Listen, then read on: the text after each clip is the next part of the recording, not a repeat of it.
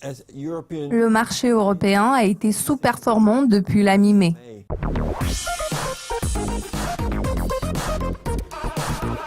Bonjour Bruno, un mois s'est écoulé depuis notre dernière rencontre. C'est un plaisir de vous accueillir à nouveau dans notre studio.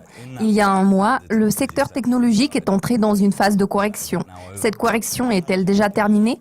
Bonjour Jack. Regardons le graphique journalier de l'évolution du secteur technologique. Une forte chute a été enregistrée début juin. Ce secteur a testé le niveau de 54 à 2 reprises. Nous avons observé un joli rebond la semaine dernière. La dynamique devient haussière. La force relative du secteur technologique progresse par rapport au S&P 500. Cependant, nous voyons toujours cette longue ligne de tendance baissière. Je voudrais attirer votre attention à cette ligne rouge qui nous montre un retracement de Fibonacci de 62%. Nous sommes dans une zone de forte résistance. Si nous passons en dessus de cette zone, nous obtiendrons un signal très clair. En parlant des secteurs américains, les secteurs cycliques sont en train de surperformer les secteurs défensifs. Est-ce un signal haussier ? Oui, en règle générale, nous analysons le ratio des secteurs discrétionnaires XLY par rapport au secteur des biens de consommation XLP. Lorsque cette ligne noire progresse, cela signifie que les secteurs cycliques surperforment les secteurs défensifs. Cette ligne a récemment commencé à progresser. Donc, il s'agit effectivement d'un signal haussier. Je vous propose d'analyser son mouvement au cours des 6 derniers mois. Cette ligne n'a pas encore atteint ses anciens plus hauts. En général, c'est un signal positif, mais celui-ci n'est pas 100% positif. Nous constatons une hausse du taux de rendement obligataire aux USA. Jusqu'où ce taux pourrait-il progresser ?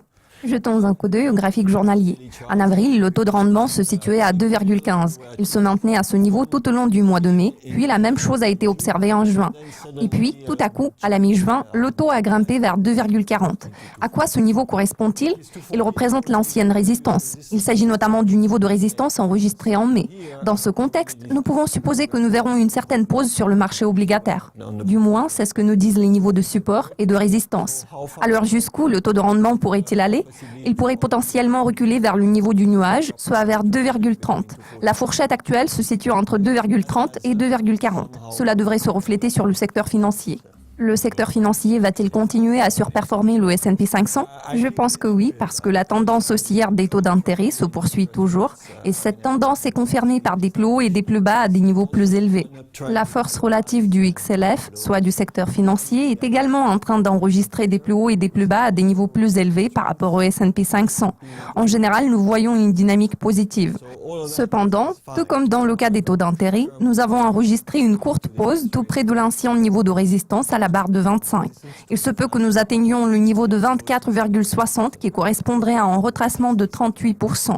Après cela, nous pourrions nous attendre à une reprise de la tendance haussière. La tendance baissière du secteur de l'énergie est-elle déjà derrière nous ? Cette tendance devrait bientôt prendre fin. Du moins, elle a essayé de s'inverser à 3 reprises. Pourtant, ce secteur n'a pas réussi à rebondir. Maintenant, c'est la 3e fois que ce secteur essaye de casser sa ligne de tendance baissière. Il ne nous reste plus qu'à attendre de voir s'il est en mesure de le faire. Par contre, jusqu'à présent, toutes ces tentatives ont été sans succès.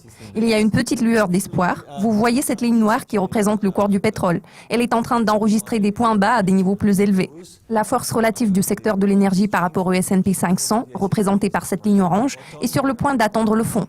Cela laisse espérer que la 3e tentative pourra finalement être couronnée de succès. Jusqu'à présent, nous n'avons pas reçu de signal fort. En parlant du S&P 500, quels sont les niveaux clés auxquels nous devrions accorder une attention particulière ? Pour ce qui est de cet indice composite, nous avons remarqué un biseau ascendant. Il a été cassé par le bas.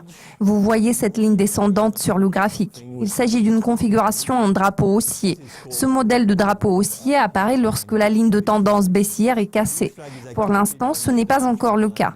Cette ligne de tendance baissière sera cassée après que le niveau de 24,30 aura été atteint. Ce n'est pas très loin du niveau courant de 24,25. Bien sûr, il est indésirable pour nous de voir la cassure du niveau de support à la barre de 24,25 car cela ouvrirait la voie vers le niveau de 23,90. Passons au marché européen. Est-il toujours en train de sous-performer le S&P ? Le marché européen a été sous-performant depuis la mi-mai. Il a cassé la ligne de tendance ascendante. Maintenant, il essaye de rebondir. Son mouvement par rapport au S&P 500 est plutôt neutre. Je ne dirais pas forcément qu'il s'agit de la sous-performance. Son évolution peut être jugée stable. En revanche, il n'est pas encore surperformant. À quoi pouvons-nous attribuer ce rebond ? L'une des raisons pour lesquelles sa force relative est en train de rebondir est le fait que nous avons atteint la ligne de tendance haussière sur une base nominale. Dans ce contexte, le niveau de 34,35 devient très important. Il ne devrait pas être cassé car cela ouvrirait la voie vers le nuage et nous pourrions voir un déclin vers le niveau de 3200. D'accord. Que pouvez-vous dire sur la situation actuelle sur le marché japonais ? Le Japon se porte un peu mieux. Sa force relative est en légère hausse par rapport au S&P 500, à la différence de la force relative de l'Eurostoxx qui est en train de reculer. Pour ce qui est de son évolution au cours des 6 dernières semaines, nous avons observé un mouvement plat dans une fourchette comprise entre 19 500 et 20 300. Ici, nous avons besoin d'un signal. Nous espérons vivement que cette pause a permis aux oscillateurs de se retrouver dans une situation neutre. Ainsi, ils seront en mesure de progresser à nouveau. Nous espérons que le yen, qui est représenté par cette ligne orange, continue à s'affaiblir. Cela pourrait contribuer à une évolution favorable de ce marché. Cependant, pour l'instant, il s'agit tout simplement d'un marasme estival. Jetons un coup d'œil aux marchés émergents. Beaucoup de personnes recommandent d'y investir. Ce conseil vous semble-t-il raisonnable ? Il est vrai que la dynamique des prix est assez positive sur les marchés émergents. La force relative des marchés émergents représentée par cette ligne noire est en train de progresser par rapport au S&P 500. Cela signifie qu'il vaut mieux investir dans les marchés émergents que dans le S&P 500.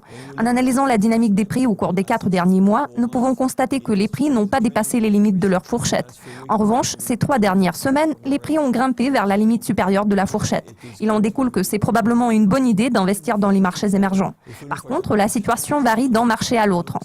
En l'occurrence, le marché chinois a rebondi à partir de la limite inférieure de la fourchette pour s'établir tout près du sommet de la fourchette. Cependant, la progression de la force relative de ce marché n'a commencé que récemment. Ce n'est pas un signal purement haussier. Les oscillateurs stochastiques se sont établis à la barre des 50%. Cela laisse envisager une hausse vers le niveau de 100.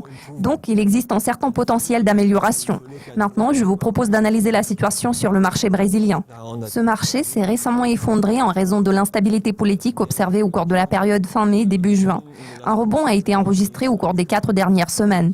Ici, nous nous approchons graduellement d'un niveau clé de résistance. Nous obtiendrons un meilleur signal après que ce niveau de résistance aura été cassé. En attendant, nous restons toujours en période de marasme estival. Nous devons faire preuve de patience tout en restant vigilants, car une fois que des niveaux clés auront été cassés, les participants au marché deviendront plus actifs. Bruno, comme toujours, tous mes remerciements pour votre participation. Je vous en prie. Merci de votre attention. Bruno reviendra dans notre studio dans 2 semaines. À la prochaine.